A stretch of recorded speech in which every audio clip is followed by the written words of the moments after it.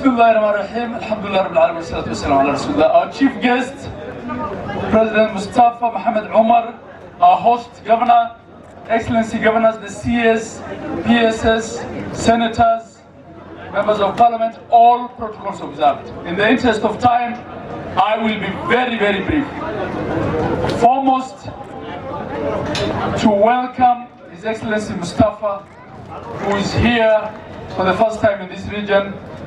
I also recognize the presence of His Excellency, the Ambassador of Somalia, Ambassador Jiir. Secondly, to congratulate our brother, Nadif Jama, for a very well organized cultural event that has shown the face of Kenya exists and lives in Garissa County. Thirdly, in the interest of time, my party Secretary General, Edwin Sifuna, I want to assure you that the strongest link in the defense of devolution with respect to budgetary allocations has always been the Council of Governors.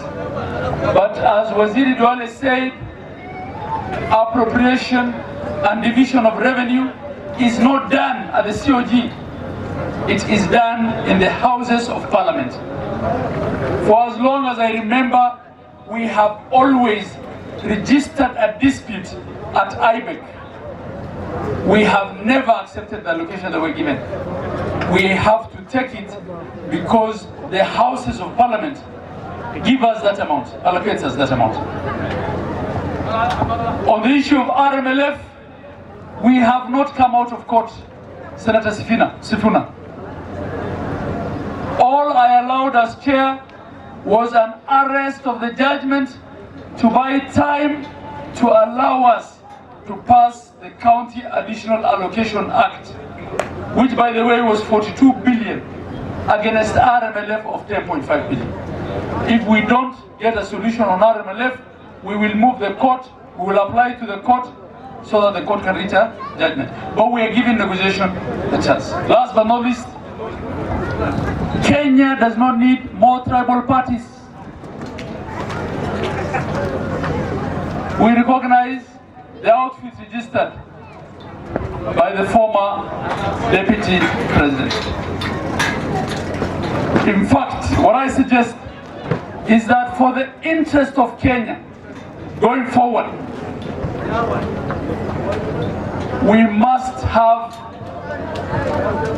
thin membership rules for political parties. We cannot have every bitter politician forming a political party. They are now reaching 100 plus. We don't need that many political parties. We need a few strong political parties, and we need a stronger devolution. Devolution is not an option. It is a constitutional imperative. It's a must. Garissa and northern Kenya have developed because of devolution. And as my brother Abdulahi said here, we are not anybody's guests. We account, the three counties of northeastern, Garissa, Wajir and Mandera, account for 22% of the landmass of Kenya.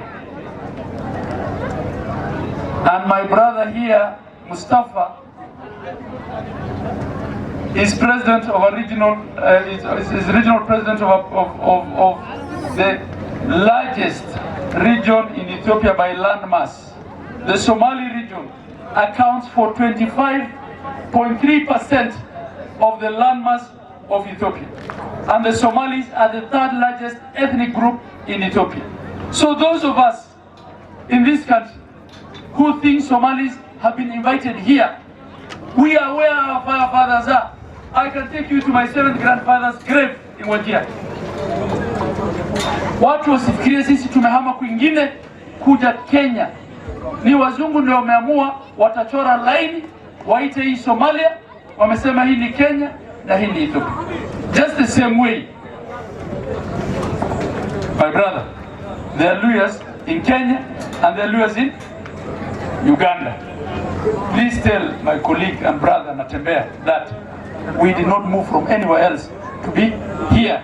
We belong here.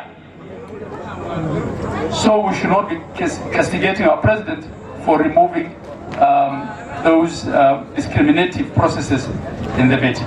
Walaalayaal, waqtigu uu tagay aad baan soo gaabinayaa. Hadda marti kale ayaa noo joogta dhaqankiis uu hadlaayay.